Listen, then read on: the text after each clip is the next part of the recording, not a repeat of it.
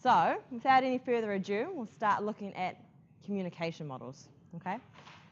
So, the definition of communication is the exchange of messages to achieve common understanding, all right? So, communication doesn't just mean a face-to-face chat. It can be that sort of correspondence that we looked at earlier.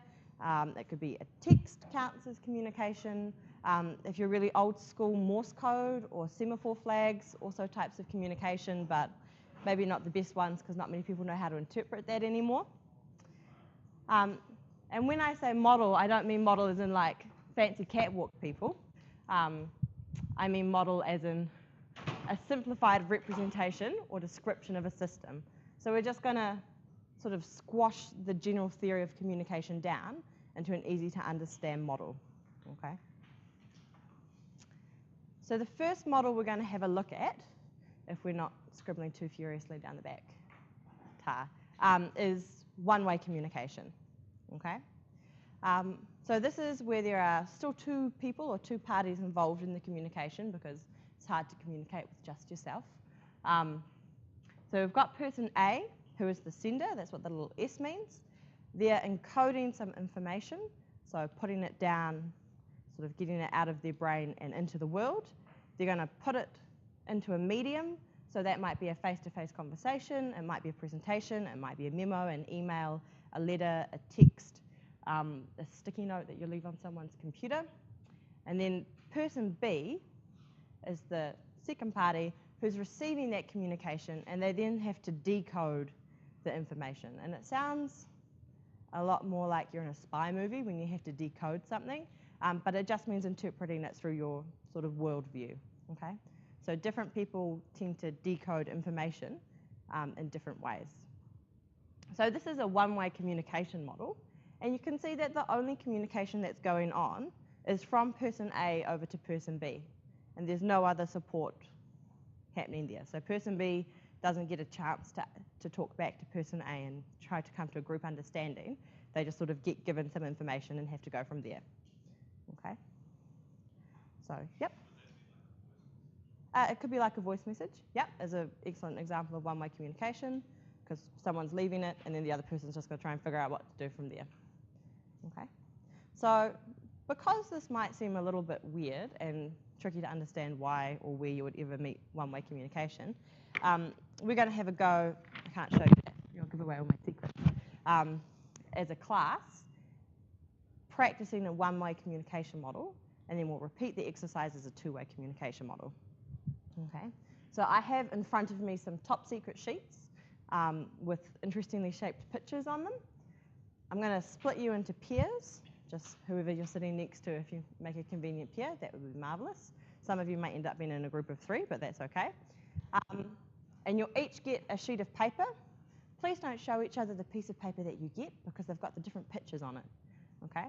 So in your partners, you're going to try and describe your shape. We'll do it one way first. So you're going to try and describe your shape to your partner and get them to draw it, okay? But you're not allowed to look at what your partner is drawing. They're not allowed to look at your sheet of paper, and they can't ask you any questions, okay? So it's just effectively, if I was getting you to do it, I would face this way and say, draw a star, and then on the third prong, put a Christmas tree on it, okay? I can't see what you're doing. I don't know what the third prong is in your mind, but that's something for you to try and overcome in your peers, okay? So there are 2 shapes on each piece of paper. The second shape is for two-way communication, so just hold your horses on that one and just do the top one. So is there anything, apart from being a little bit more specific about the size of things, that your partners could have done to improve their instructions or the communication in general? Is it a... Yep, so thinking about ways that they can explain to you accurately whereabouts in relation to other shapes things should be? Yeah?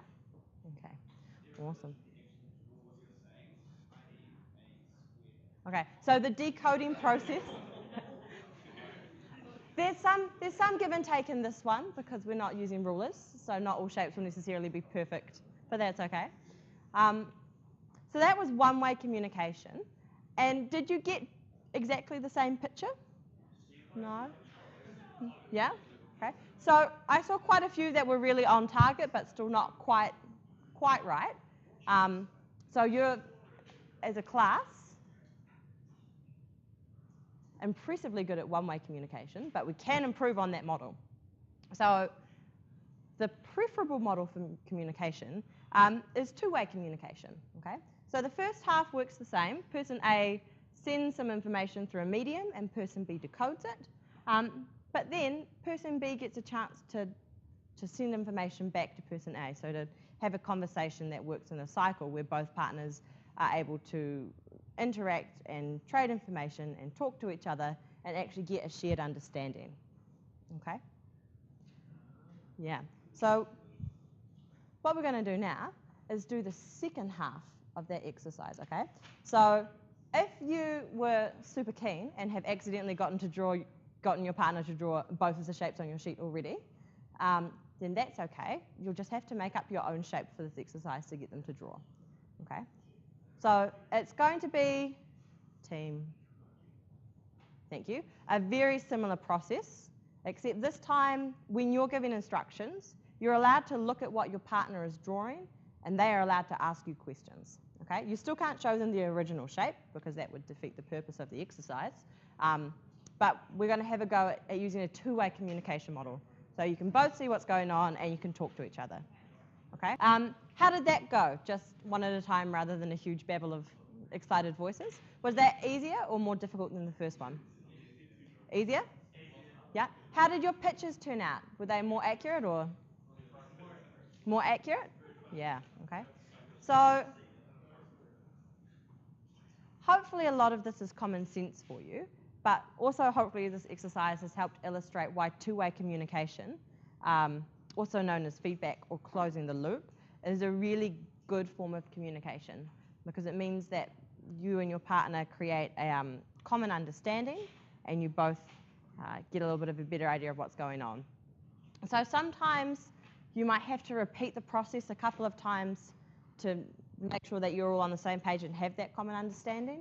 I'm sure that you didn't just give your partner an instruction and they asked one question and that was it, and the circle or the shape was perfectly drawn.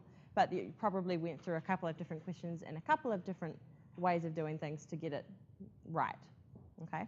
So when you're communicating out in the workplace or in your private lives or whatever it is, wherever it is that you're communicating, don't panic if it's taking a wee while to get things across. Often you'll have to think of different ways that you can phrase or explain things. Because like I said, different people decode information in different ways. So one tack for explaining something to one person might not be ideal for explaining the same thing to someone else. So you'll have to think of different ways that you can do that. Okay? So this is the bubble of common understanding with our two-way communication in it. Yep. Okay, so the S is sending and R is receiving. So it's just sort of showing who's actively doing the communicating at that time. Okay. However, there is something that can get in the way of our common bubble of understanding and communication. That's an example of it. Yep.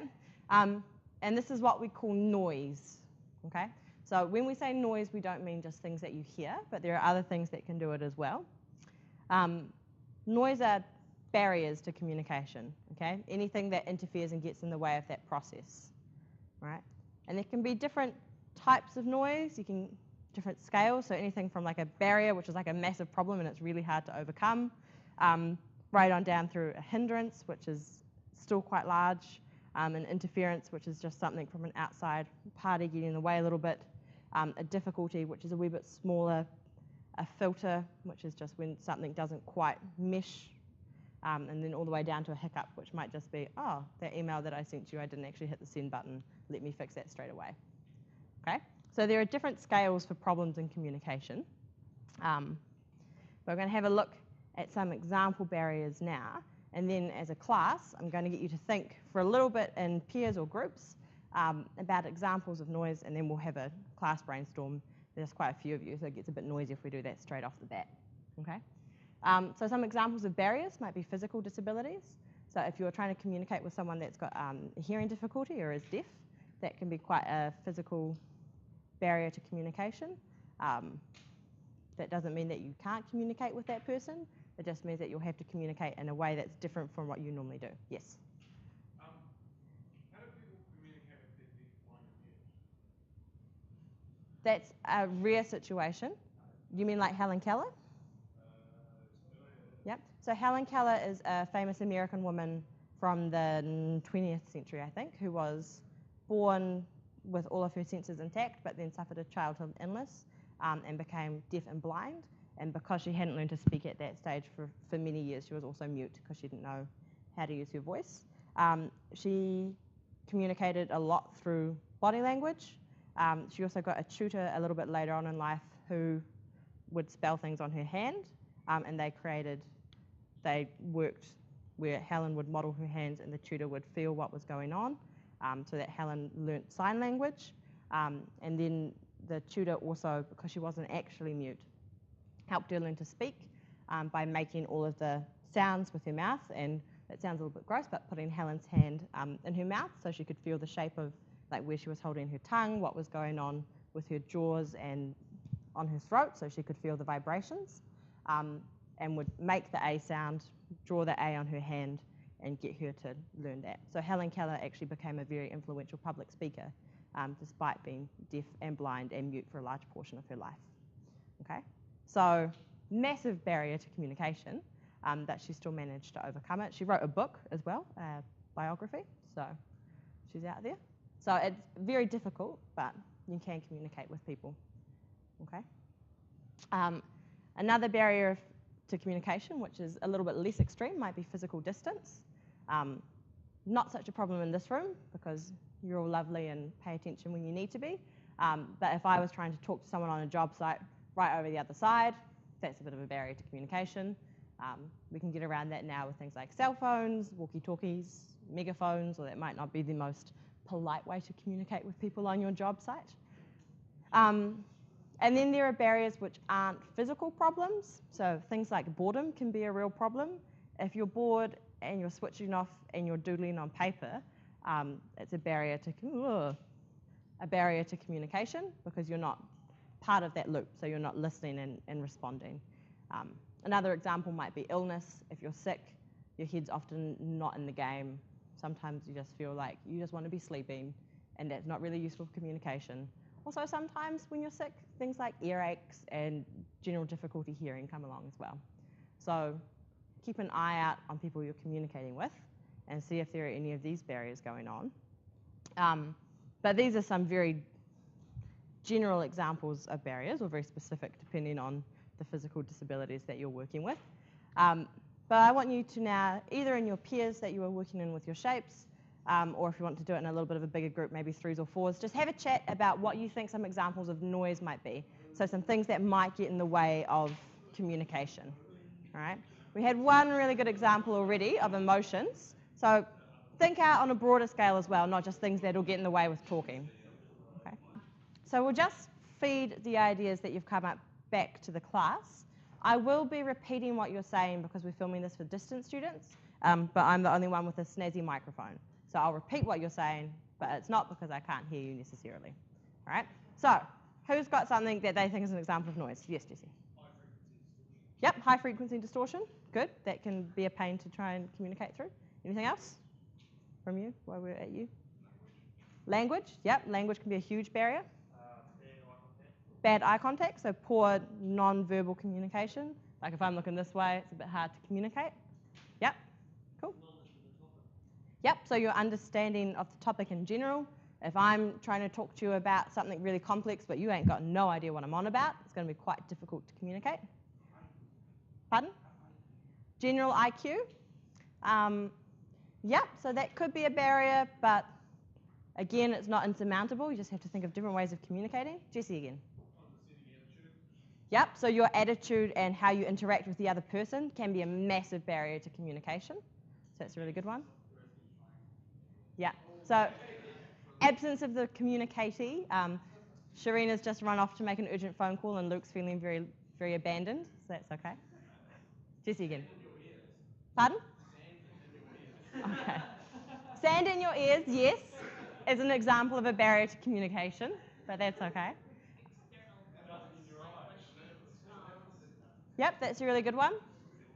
So, team, thanks.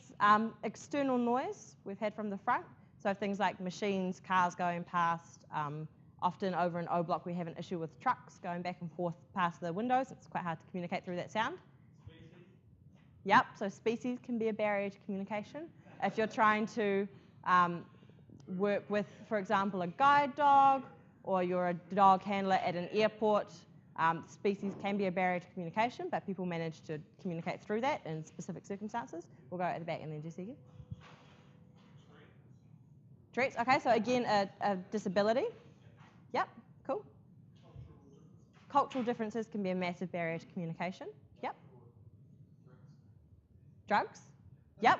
So if someone's under the influence, no, that's a really good example. If someone's under the influence of something, it's really hard to communicate with them often. So just make sure that you're appropriately sober in all work situations. Cool. So those are all really good examples. We're just going to go through a couple of slides. Cool. A couple of slides with some more examples. A lot of them we'll already have covered, but some of them we haven't, and it's worth thinking about because often these might be the things that are getting in the way of communicating, and if you've not thought of them before, they might not occur to you in situations where they're happening. Okay. Cool. So lack of concentration or boredom, different importance placed on different issues. So if I really care about one part of a project and you really care about this part and neither of us care about the other person's part, both of our communication is going to be quite focused on different things, so you have to work to overcome that. Different knowledge levels we've had. Body language, so that's things like lack of eye contact. Also like if I'm standing like this and pulling a really angry face at you, then chances are that you probably don't really want to communicate with me. So body language can be a big barrier. Lack of motivation and lack of commitment, so whether or not you actually want to be part of that conversation. Disruptive emotions, no one had it in that brainstorm, but it did sort of pop out from the back earlier on. Cultural differences, different values, misunderstandings, so just generally getting confused about what's going on. Unequal power can be a big barrier to communication. So like if my extreme boss came down and asked me what I thought about a particular thing that they were making me do as training and I really didn't like it, I might not be confident saying that. So that can be a barrier to communication. Again, things like lack of trust. If I don't trust the person to behave sensibly with what I'm communicating to them, that can be a problem. Prejudice, which just means being biased against something for no good reason, can be a problem with communication. Frequent interruptions. Humour, sometimes humour can be useful, but also if you don't have the same sense of humour, it can be a bit jarring for the other person. Yep. Language barrier? Yep, language is a barrier, and I think that's coming up. But physical wellness, physical appearance, I'm not sure if I agree with that one, but it's on there. First impressions and prior contact. So if someone's told me, oh, yeah, that electrical stream, they're a bit rascally, then that might be a barrier to communicating with you because I expect you all to be rascals, and so I'm going to communicate with you differently than I might have if I didn't have that information. No one's told me that you're rascally, so that's all right. The environment can be a problem with communication, so that's things like outside noise. Poor listening skills, and next week we'll be looking at active listening to try and improve our listening skills. Different meanings given to the same words, different importance placed on different issues, and giving unwanted advice and suggestions, okay?